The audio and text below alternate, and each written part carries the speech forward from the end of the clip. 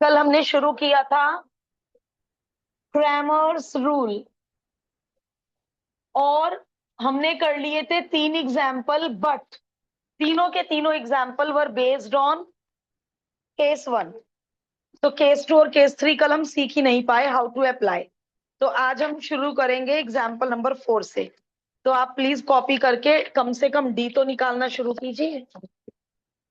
Copy example number 4 and start, क्योंकि D decide करेगा कौन सा केस लगना है।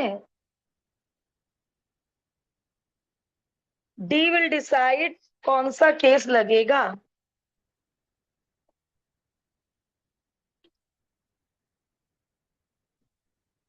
Capital D coefficients.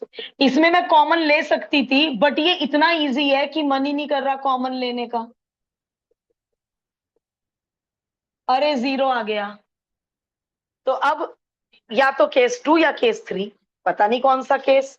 कोई बात नहीं, D1 की वैल्यू डिसाइड कर लेगी कौन सा केस।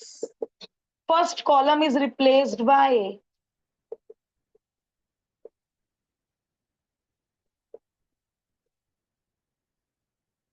ये तो नॉन जीरो आ गया। अब D2 निकालने की क्यों जरूरत नहीं है। क्या था केस 2, कम से कम एक भी नॉन जीरो आ जाए। Therefore the system is inconsistent, that is system has no solution.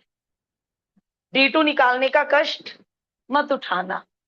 एक भी नॉन जीरो आ जाए तो सिस्टम इज, अच्छा इन्होंने इसको कंबाइन किया है, इन्होंने यहां लिखा है क्योंकि डी जीरो आ गया और D1 नॉन जीरो आ गया, इसलिए सिस्टम इनकंसिस्टेंट। यजुर एंड आद्विका, हमने पहले तीनों केस रिवाइज किए थे। एक बार आप भी तीनों केस रिवाइज कर लो, तभी यादें ताजा होंगी। Okay ma'am. D2 अगर, इसमें तो बेटा नो सॉल्यूशन है, ना एक्स की निकलने की ना वाई की, इनकंसिस्टेंट है। अगर D1 जीरो आ जाता फिर D2 देखती, D2 नॉन जीरो आता फिर कम से कम एक नॉन जीरो हो गया, फिर नो सॉल्यूशन। D1 D2 दोनों जीरो हो जाते तब केस 3 पे जाती। मुझे D2 को चेक करने की जरूरत नहीं पड़ रही, क्योंकि केस 2 कहता है कम से कम एक भी नॉन जीरो आ गया। नो सॉल्यूशन का मतलब है ना एक्स निकल सकता ना वाई, पैरेलल होंगी लाइनें। याद करो 10th में, वे दोनों एक दूसरे को लाइनें कभी काटने की नहीं, पैरेलल लाइंस, नो सॉल्यूशन, ना एक्स मिल सकता ना वाई मिल सकता।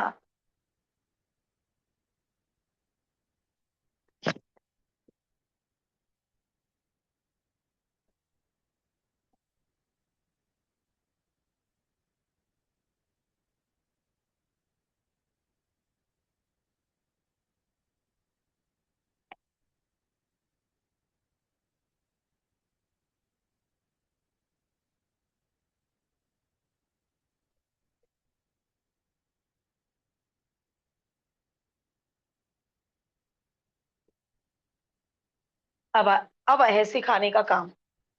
और जो ये मे और मे नॉट, केस 3 हमें प्रॉब्लम देगा।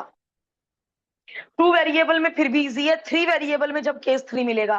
केस 2 क्यों इजी है, एक भी नॉन जीरो आया नो सॉल्यूशन। 2 वेरिएबल हो चाहे 3 वेरिएबल हो, ये जो है ना मे और मे नॉट, केस 3 परेशानी देगा। और अभी तक तो बोर्ड्स में आया नहीं, बट मैं छुड़वा नहीं सकती। तो हम केस 3 वालों पे स्टार बना लेंगे, सारे एग्जाम्पल्स में से केवल केस 3 वालों पे स्टार बना लेंगे, और एक्सरसाइज के साथ केस 3 वाले रिपीट कर लेंगे।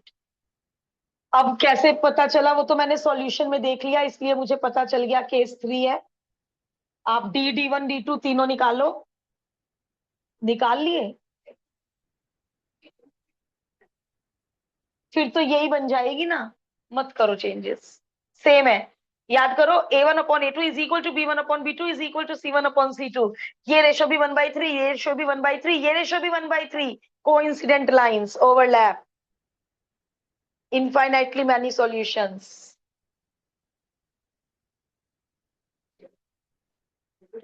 क्या आ गया सॉल्व करके? 0। एंड D2 भी सॉल्व करके 0, बिकॉज D, D1, D2 सब 0 आ गए हैं। तो अभी मे और मे नॉट मत लिखना।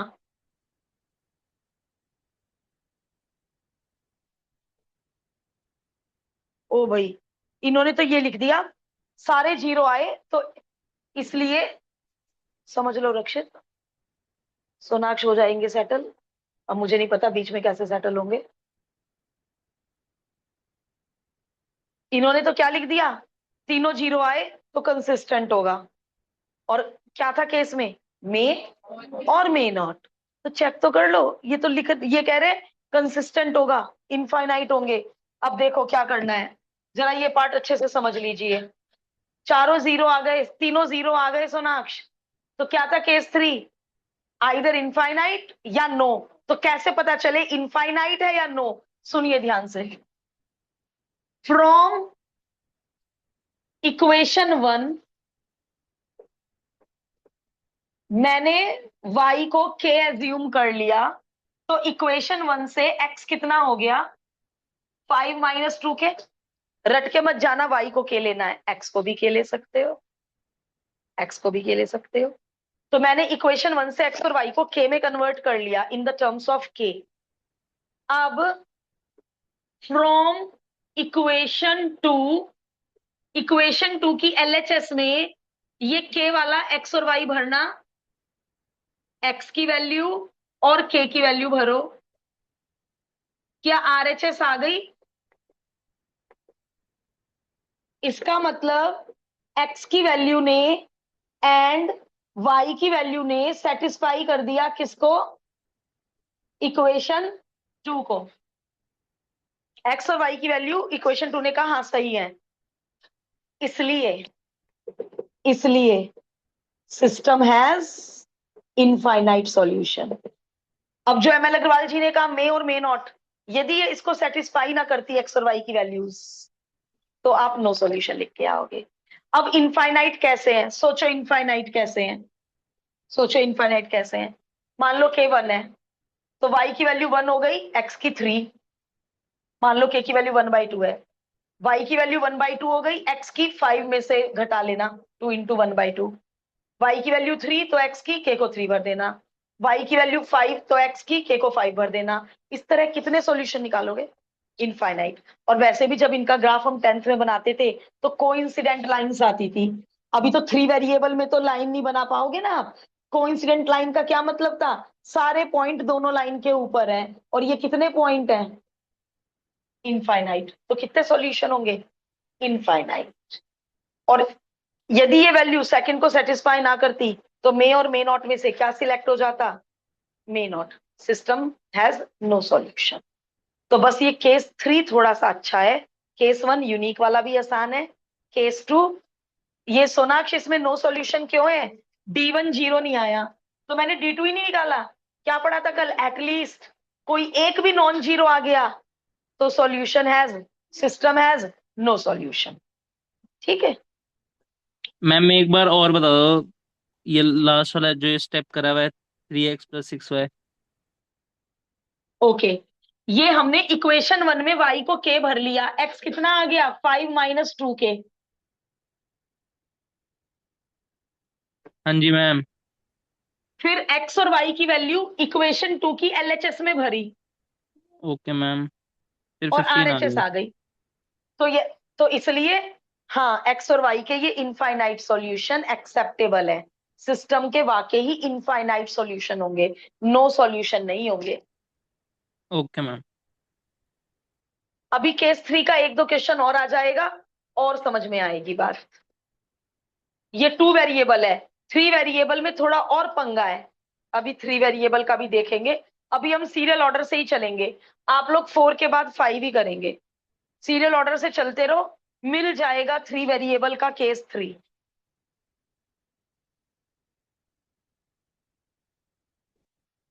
और आज तक हमने बोर्ड्स में केस 3 का क्वेश्चन नहीं देखा, बट करना मजबूरी है, करना ही पड़ेगा, छोड़ नहीं सकते।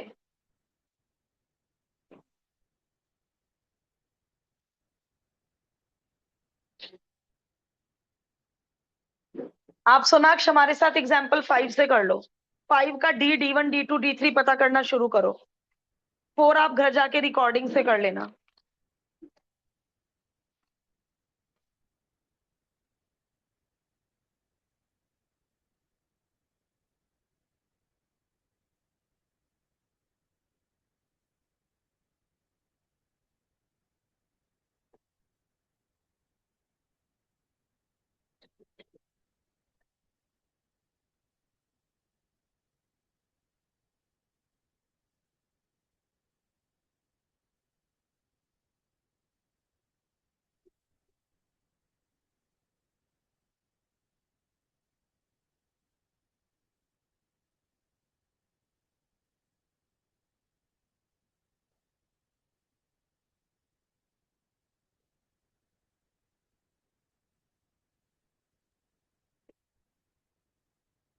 एग्जाम्पल 5 का D निकाल के रख लीजिए।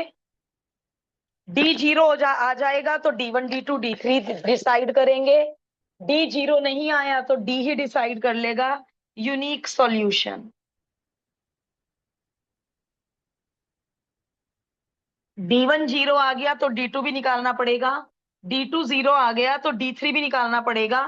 बीच में आप रुक नहीं सकते। एटलीस्ट एक नॉन जीरो आ गया तो आप बीच में रुक सकते हैं। आप बता दो मुझे D का आंसर निकाल कर, मैं रुक रही हूं।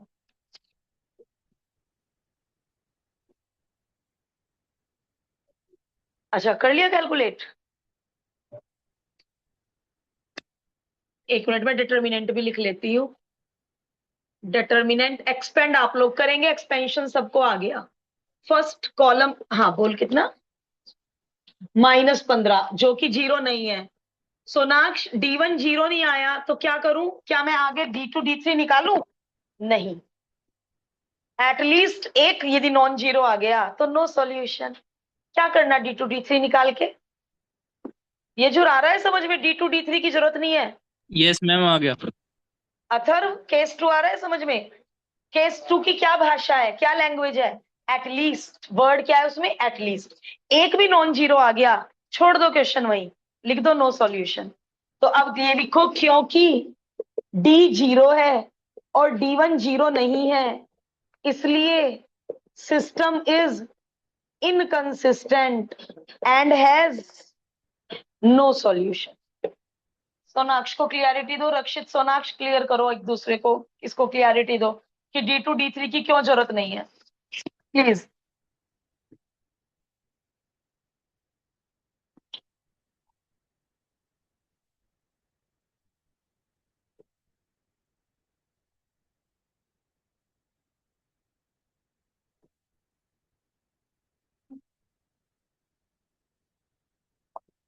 एक्सपेंशन आप करेंगे, मैं केसेस समझाऊंगी बोर्ड पर।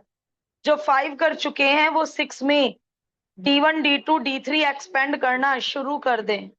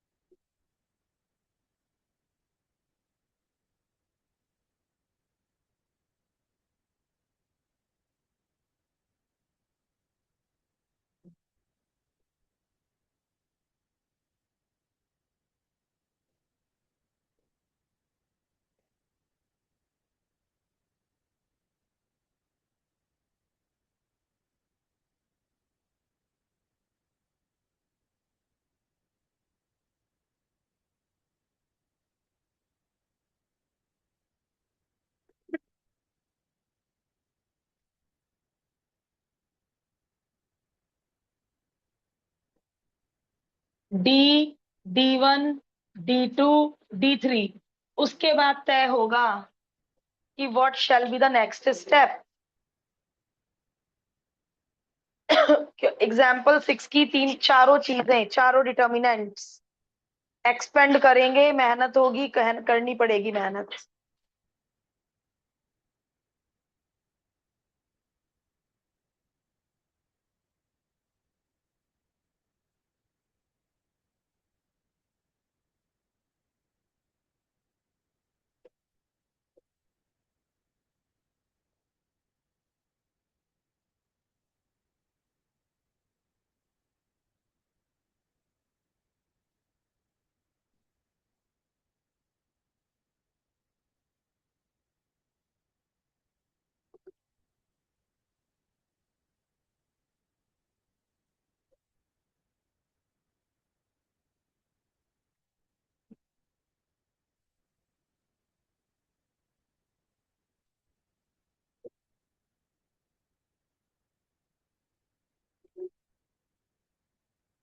बेटे एक चीज, एक minute, stop writing everyone, stop writing everyone.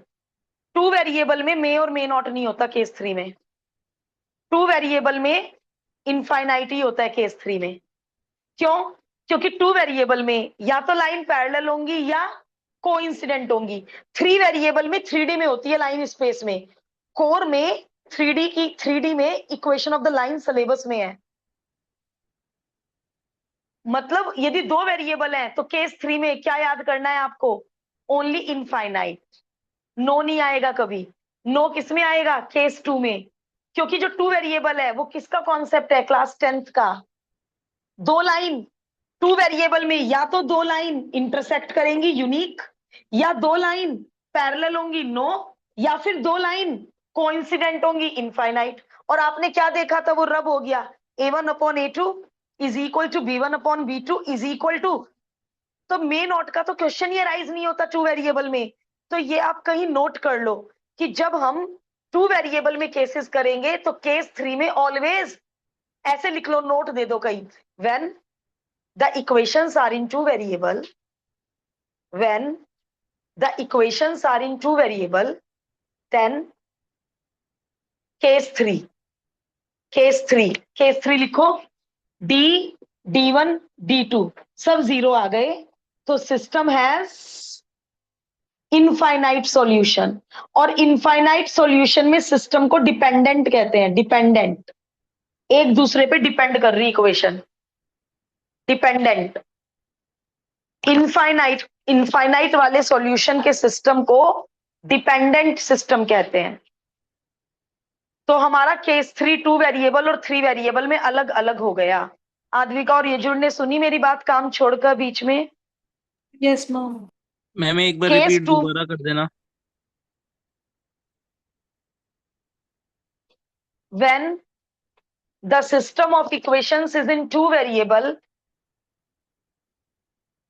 then case 3, ये लिखा है बोर्ड पे यजुर, केस 3 कि यदि सब जीरो आ गए तो मे और मे नॉट मत लिखना, सिस्टम हैज इनफाइनाइट सॉल्यूशन।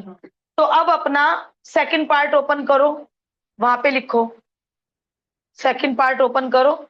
जब चारों सब जीरो आ गए थे तो उसके नीचे लाइन लिखो, सिस्टम इज डिपेंडेंट। कौन किसका सेकंड पार्ट है मुझे नंबर बताओ? 4 का सेकंड पार्ट ओपन कीजिए सब। रक्षित 4 का सेकंड पार्ट ओपन करो, और जहां पे D1 D2 तीनों जीरो आ गए थे वहां पे एक लाइन बीच में घुसा दो, सिस्टम इज डिपेंडेंट। क्योंकि सब जीरो हैं, बिकॉज D1 D2 तीनों जीरो हैं, इसलिए system is dependent and has infinitely many solutions.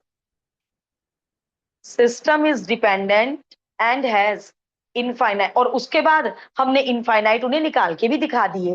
तो जब भी आंसर के में होगा कितने सॉल्यूशन होंगे? अनगिनत, इनफाइनाइट। के की वैल्यू भरते रहो, इनफाइनाइट सॉल्यूशन मिलते रहेंगे।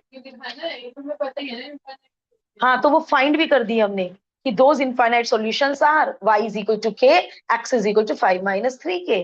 फाइंड भी कर दी। हाँ, ये तो फेयर में फाइंड कर ही चुके हम, बीच में एक लाइन एंटर करवा दी मैंने।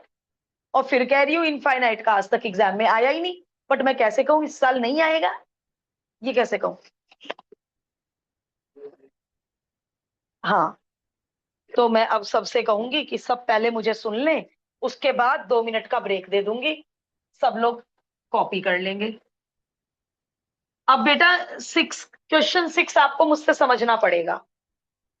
सब अपना काम छोड़ दीजिए, उसके बाद मैं रिकॉर्डिंग पॉज करके 2 मिनट का ब्रेक दूंगी, तब अपना पूरा करना।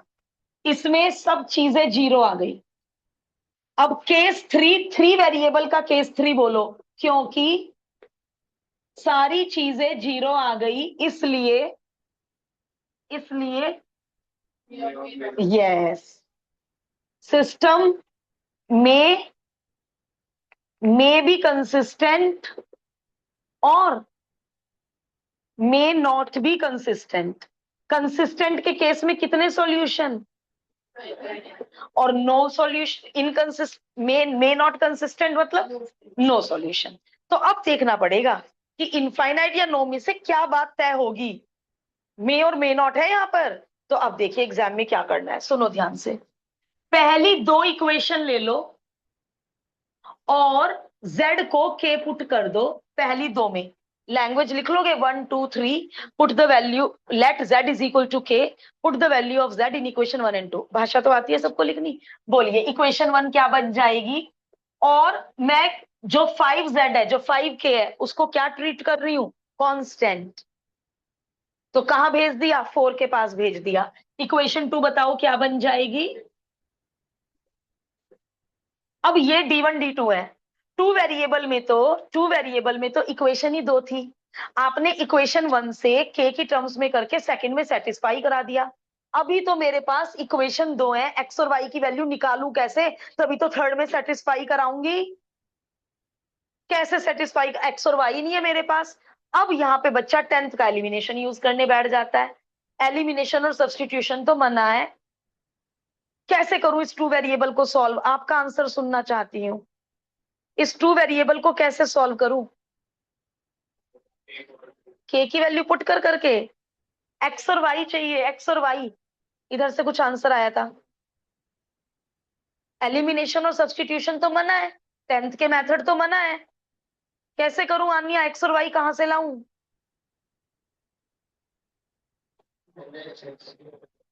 यस महक, कि मैम दोबारा डिटर्मिनेंट करो ना। एग्जाम्पल 1 आप करा तो चुकी हो टू वेरिएबल का। जब क्रैमर्स रूल है सिलेबस में तो दोबारा क्रैमर्स रूल लगाइए ना दो वेरिएबल में। के क्या कह रहा है आपको, के कुछ कह रहा है हमें, लगवाओ दोबारा क्रैमर। समझ आ गया दोबारा क्रैमर्स रूल क्यों लगा रही, क्योंकि क्योंकि एलिमिनेशन और सब्स्टिट्यूशन अलाउड नहीं है लगाना। वरना मैं क्या करती, इसे 2 से मल्टीप्लाई करती, 2x से 2x एलिमिनेशन करती। अलाउड नहीं है ना। तो अगेन अभी अब 3 इक्वेशन का क्या रोल है अभी बता रही हूं। थर्ड इक्वेशन का क्या रोल है, आ जाओ। डी बताओ। 1 2 -3 -6। अरे 0 आ गया, चलो कोई बात नहीं। D1 बताओ। First column is replaced by constants. अभी छोड़ नहीं सकते, प्लीज सुन लो, थोड़ी देर और पेशेंस रख के सुन लो। माइनस माइनस प्लस, ये समझ आ गया ना, प्लस क्यों आया, माइनस फॉर्मूले का, फिर -3 लिखा तो वो +3 हो गया। 30 के कैंसिल हो गया, कितना बचा, 9। D2 निकाल लूं, नहीं D2 की जरूरत नहीं है, क्योंकि D 0 है और D1 0 नहीं है। Therefore system is inconsistent, no solution. Third equation का कोई रोल ही नहीं आया। अभी सुनो, अभी सुनते रहो। थर्ड इक्वेशन का रोल ही नहीं है, पहली दो ही नहीं सॉल्व हो पा रही, इनफाइनाइट नहीं हो सकते। थर्ड इक्वेशन का कोई रोल नहीं है, नो सॉल्यूशन। लेकिन अब सुनो, मान लो D1 नॉन जीरो आ जाता, D1 नॉन जीरो आ जाता, D1 और D2 की कुछ k में वैल्यू आ जाती, तो x की वैल्यू क्या होती। मान लो D1 की वैल्यू आ जाती 3k और D2 की वैल्यू आ जाती 5k और D भी नॉन जीरो आ जाता, तो x क्या हो जाता, D1 अपॉन डी, k की टर्म्स में कुछ आ जाता। y क्या हो जाता, D2 अपॉन डी, k की टर्म्स में कुछ आ जाता, है ना। और z है ही k में, z है ही k में। मेरे पास तीन वैल्यू होती k में, x y z। फिर मैं उनको यहां पुट करती और उसको सॉल्व करके यदि 12 आ जाता तो क्या कहते हैं हम, इनफाइनाइट सॉल्यूशन। और कहाँ है वो इनफाइनाइट सॉल्यूशन, आ तो गए जेड के और एक्स और वाई जो के की टर्म्स में निकाला, ये तीनों मिला के क्या बन गए, इनफाइनाइट सॉल्यूशन। क्यों इनफाइनाइट, के को बदलते रहो, एक्स वाई जेड बदलते रहेंगे, के को चेंज करते रहो, एक्स वाई जेड चेंज होते रहेंगे, इनफाइनाइट सॉल्यूशन। तो अभी ऐसा क्वेश्चन भी मिलेगा हमें। अभी कैसा क्वेश्चन मिला हमें कि पहली दो को के की टर्म्स में सॉल्व किया, नो सॉल्यूशन, थर्ड इक्वेशन का कोई रोल ही नहीं। जब एक्स और वाई नहीं मिल रहा, थर्ड में क्या सेटिस्फाई कराऊं। ठीक है, तो बस केस 3 मुश्किल है, इस पे लगेगा स्टार। अभी हम दो जगह स्टार बना चुके, जहां जहां केस 3 आ रहा है वहां वहां हम स्टार बना रहे हैं। केवल यही क्वेश्चन देखने लायक है, बाकी सब तो हमें बड़े आराम से समझ आ रहे हैं। तो फिर D2 चेक करूंगी, तो फिर देखते हैं क्या होगा, फिर देखते हैं क्या होगा। यदि सारे 0 आ गए फिर तो के की टर्म्स में इनफाइनाइट आंसर कैसे निकलेंगे, शायद ऐसा केस ना बने, है ना। क्या आपका आगे कोई ऐसा क्वेश्चन मिल जाए? लेट अस सी। केस 3 में खुद एडमिट कर रही हूं एज अ टीचर, केस 3 ही प्रॉब्लम क्रिएटिंग है। प्रॉब्लम क्रिएटिंग क्या? थोड़ा एक्स्ट्रा वर्क, थोड़ा सोचने वाला काम।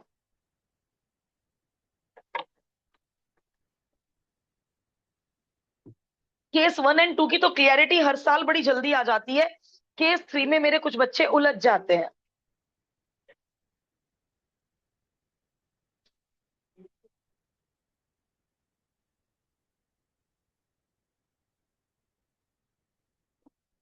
फर्स्ट और सेकंड में ही नो सॉल्यूशन आ गया तो थर्ड का कोई रोल नहीं है, पूरे सिस्टम का नो सॉल्यूशन माना जाएगा। और ये मैं बार बार बता चुकी हूं, एलिमिनेशन सब्स्टिट्यूशन नॉट अलाउड। अब अपना टाइम ले लो, 6 पूरा कर लो।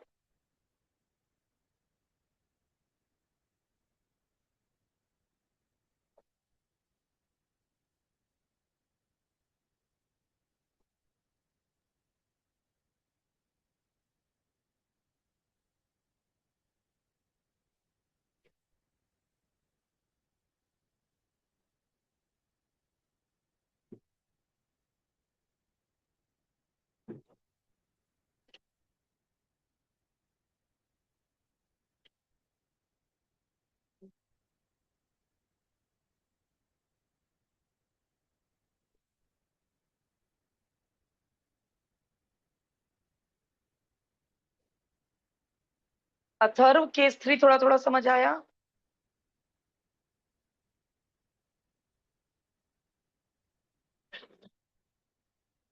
मैं करूं थोड़ा सा कंफ्यूजन दूर? सॉरी, मैं करूं थोड़ा सा कंफ्यूजन दूर? वापस से वो क्यों निकालना? अब मे और मे नॉट है ना, इसमें से एक चीज कैसे डिसाइड करूं बता? तो इसका ही तरीका है कि मे और मे नॉट, मतलब नो सॉल्यूशन लिख के आऊं, इनफाइनाइट लिख के आऊं। तो मैंने नहीं, फर्स्ट और थर्ड ले ले, सेकंड और थर्ड ले ले, कोई जबरदस्ती नहीं है फर्स्ट और सेकंड लेनी। यदि फर्स्ट और सेकंड से के में आंसर आ गया, फिर मैं उसे थर्ड में सेटिस्फाई कराऊंगी। लेकिन या तो फर्स्ट और सेकंड में ही के में आंसर नहीं आया, फर्स्ट और सेकंड ही नो सॉल्यूशन, तो इसलिए पूरा सिस्टम नो सॉल्यूशन।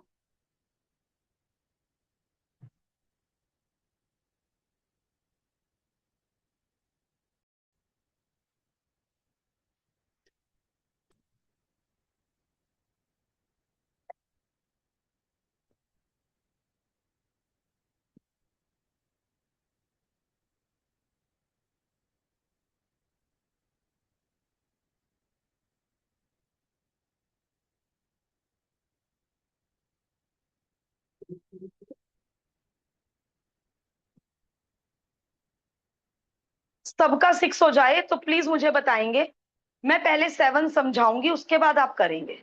6 हो जाए तो मुझे बता दो। 6 हो गया, 7th का डी भी निकल गया, क्या बात है, बहुत स्पीड पकड़ ली। 6 हो जाए तो एवरीवन विल स्टॉप, पहले 7 समझेंगे।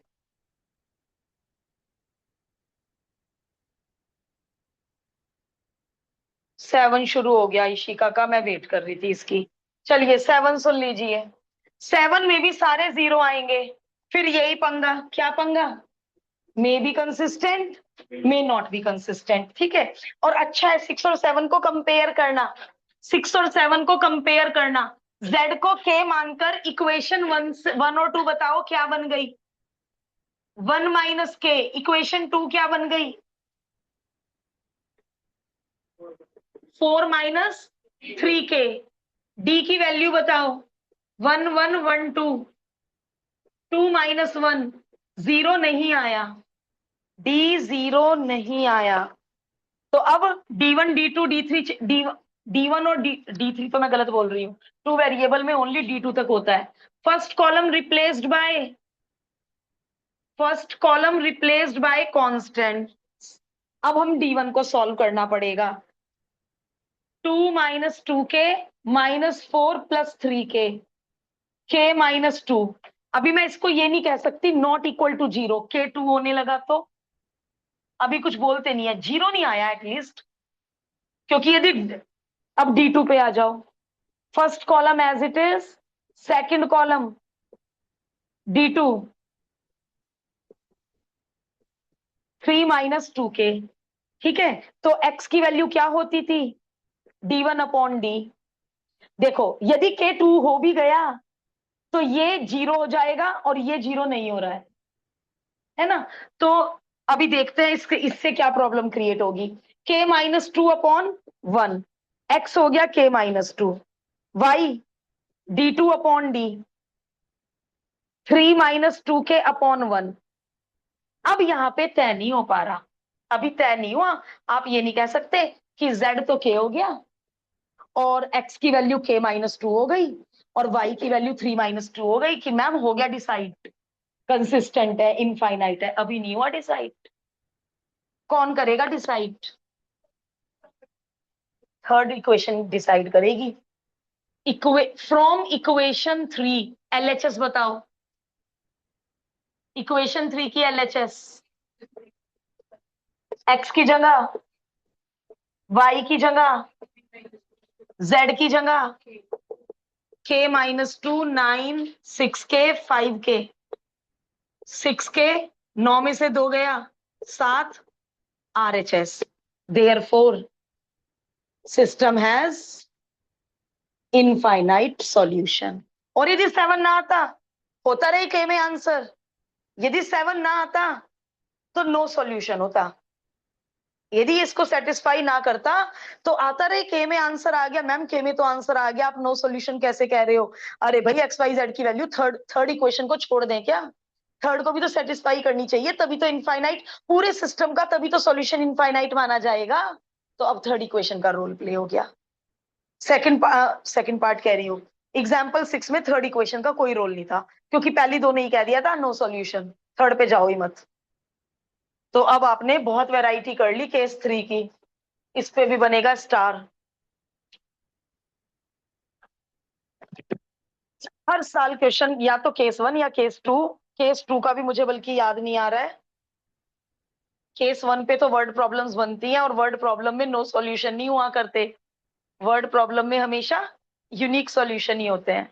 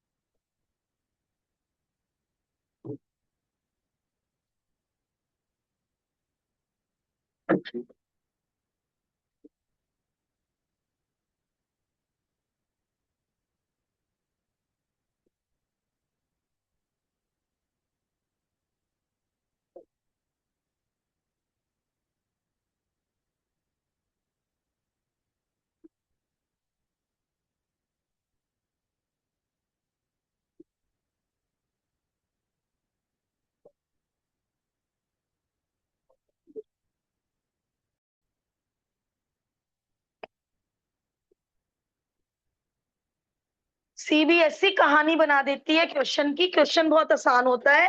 ये देखो क्या कहानी बनाई है, एक आउल है 0k पे बैठा है, then it starts flying along the path whose equation is given by, और क्वाड्रेटिक इक्वेशन पैराबोला होते हैं, पता होगा ये तो, क्वाड्रेटिक पॉलिनोमियल पैराबोला होते हैं। ये 0k पे आउल बैठा है, फिर उसने इस पाथ पे उड़ना शुरू कर दिया। मुझे नहीं पता ये पैराबोला कैसे बनेगा, मैंने रफ डायग्राम बनाया है, just it is a rough diagram. और ये 6 लग रहा है मेरा भी, सब लोग बी को ठीक से बनाए। अब इट पासिस, ये पाथ पे 1,2 पे गुजरा, ये देखो 1,2 पे आउल उड़ता हुआ 1,2 से पास हुआ, 2,1 से पास हुआ, 2,1 से पास हुआ एंड 4,5 से पास हुआ। ये आउल 4,5 से पास हुआ। Using Cramer's rule find the value of ABC. के की वैल्यू का तो बाद में जिक्र आएगा। Find the value of ABC. 1,2 इस पाथ पे लाई करता है, क्या पढ़ा था 9th में, यदि कोई पॉइंट किसी लाइन के ऊपर है तो वो उसे सेटिस्फाई करेगा। तो लगा दो 9th का कॉन्सेप्ट, y की जगह 2, x की जगह 1।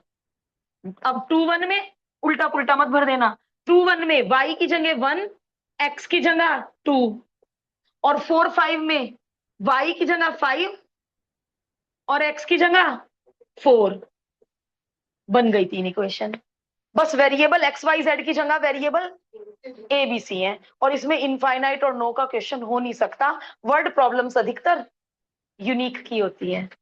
अब डी निकालो, इनको उल्टा कर लो, 215 उधर लिखना है, उधर लिख लो। डी निकालना है, D1 निकालना है, D2 निकालना है, D3 निकालना है। डी पक्का 0 नहीं आएगा।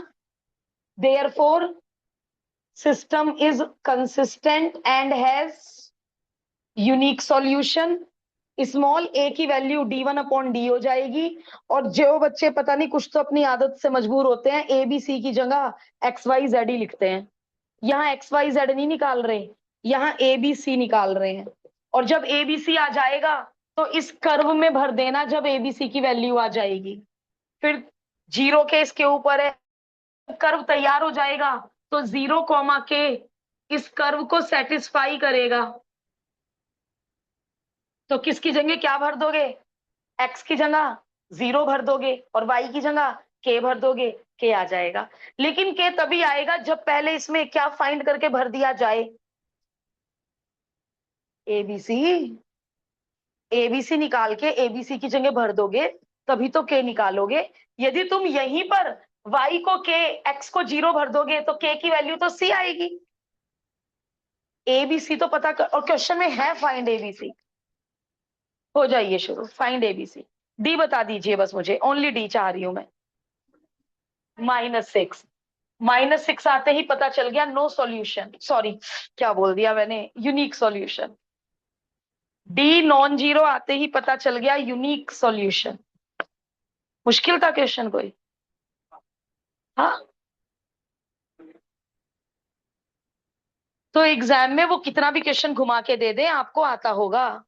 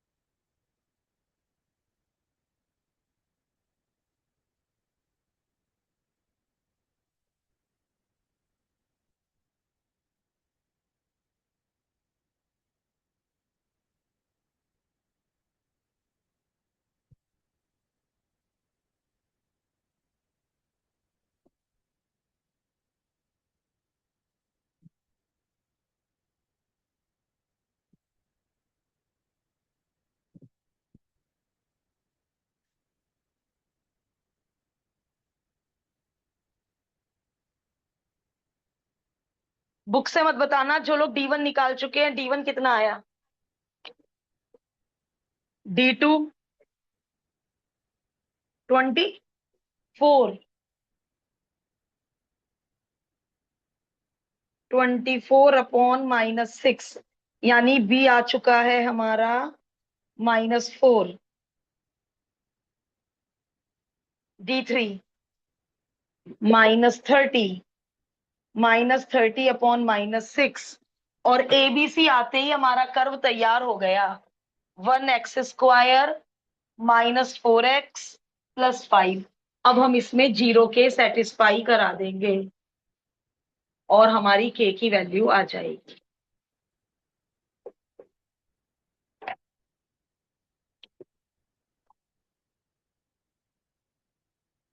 ABC फाइंड करना जरूरी है, तभी के आ पाएगा।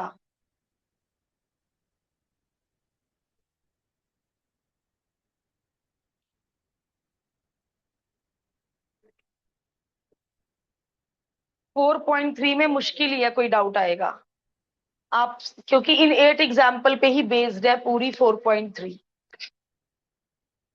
मुश्किल ही है कोई डाउट आना।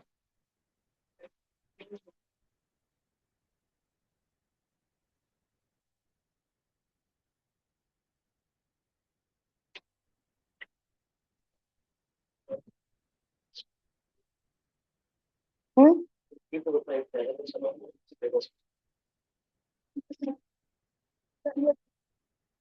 अगस्त में ना, जुलाई में ना। 1 में क्या प्रॉब्लम है, 1 क्यों नहीं करा है?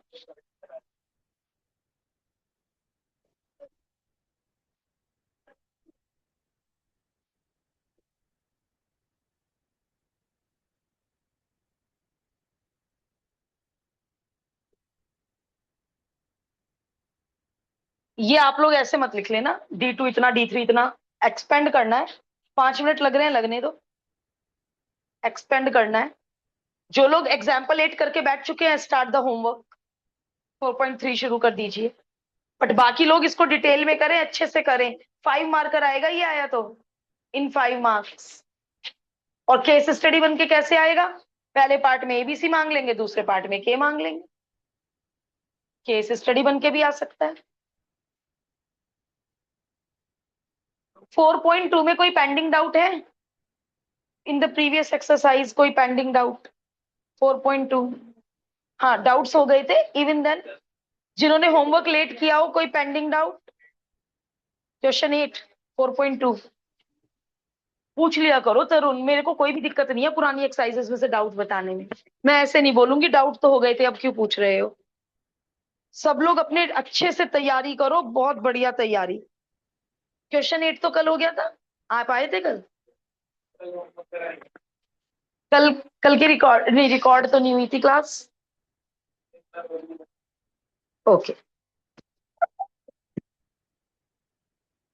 Exercise 4.2 question number 8। बेटा नॉन सिंगुलर मैट्रिक्स है तो ए इनवर्स एग्जिस्ट करेगा। लिख लेना, बिकॉज आपने दिया है ए नॉन सिंगुलर है तो ए इनवर्स एग्जिस्ट करेगा। वी नो दैट ए और ए इनवर्स का मल्टीप्लाई बताओ तरुण। जब दो मैट्रिक्स इक्वल होती हैं तो उनके डिटर्मिनेंट भी मल्टीप्लाई में डिटर्मिनेंट डिस्ट्रीब्यूट हो जाते हैं, और आई का डिटर्मिनेंट 1। अब इसको नीचे भेज दो। क्यों? क्योंकि डिटर्मिनेंट ऑफ ए 0 नहीं है, क्वेश्चन में दे रखा है। वरना मैं कैसे डेयर करती इसे डिनोमिनेटर में भेजने का। 1/0 तो नॉट डिफाइंड होता। तो नॉन सिंगुलर है, इसीलिए मैं डेयर कर पाई नीचे भेजने का, हैंस प्रूव। और इसका तो MCQ इतनी बार आ चुका। डिटर्मिनेंट ऑफ ए देके कहते हैं, मान लो डिटर्मिनेंट ऑफ ए 7 है, और कहते हैं ए इनवर्स का डिटर्मिनेंट बताओ, 1/7 पे MCQ पे टिक। और सब्जेक्टिव में आया तो पूरा करना पड़ेगा। अब आ जाओ सेकंड पार्ट, 8th का second part. A cube is equal to I. Show करो ए इनवर्टिबल है। कैसे शो करेंगे ए इनवर्टिबल है, नॉन सिंगुलर? कैसे शो करेंगे देखो, जब दो मैट्रिक्स इक्वल हैं तो उनके डिटर्मिनेंट भी इक्वल होंगे। प्रॉपर्टी क्या कहती है, 3 बाहर चला जाएगा, प्रॉपर्टी की लिस्ट में है। आई का डिटर्मिनेंट 1 होता है, 1 का क्यूब रूट 1 होता है। तो जब नॉन सिंगुलर मैट्रिक्स है तो हाँ जी, ए इनवर्स एग्जिस्ट करेगा। ठीक। थर्ड पार्ट, थर्ड पार्ट में ए इनवर्स की वैल्यू चाहिए, तो पहले ये प्रूव कर दो ए इनवर्स एग्जिस्ट करेगा। पावर 4 बाहर चली जाएगी, और फोर्थ रूट 1 की पावर 4, जब भी इवन पावर हो प्लस माइनस लगता है, ऑड पावर में नहीं लगता प्लस माइनस। तो डिटर्मिनेंट ऑफ ए 0 नहीं है, हाँ जी, ए इनवर्स एग्जिस्ट करेगा। अब ए इनवर्स की वैल्यू कैसे निकालूंगी? चाहे प्री मल्टीप्लाई कर दे बेटे ए इनवर्स से, चाहे पोस्ट मल्टीप्लाई कर दे, और ए की पावर 4 को तोड़ दो। अच्छा पहले ए लिख लो, ए की पावर 4 को तोड़ दो, चाहे प्री कर लो चाहे पोस्ट कर लो। ये बताइए, सिखा रखा है। Any matrix into I, that matrix, any matrix into I, that matrix. लो जी, निकल गया ए इनवर्स। इजी थे ना तीनों पार्ट? पूछ लो 4.2 में कुछ भी। एबीसी को पाथ में भर दिया। अब 0K से शुरू किया था, फाउल ने उड़ना, 0K को पाथ पे सेटिस्फाई करा दिया। और कोई डाउट? 4.2 पुरानी एक्सरसाइज, यजुर और आद्विका, पुरानी एक्सरसाइज में से कोई doubt? 4.2 No, ma'am. No ma'am. ये क्वेश्चन 8 टाइप के, और ऐसा कल भी था एक क्वेश्चन जिसके 5-5 पार्ट थे। कौन सा क्वेश्चन था वो? जो भी था, हाँ, 5th। इन पे एमसीक्यू बहुत ज्यादा पूछते हैं, वो एग्जाम्पल में भी है। ये जो 5-5 7-7 पार्ट के क्वेश्चन है, बहुत मेरे पेपर में भी होंगे।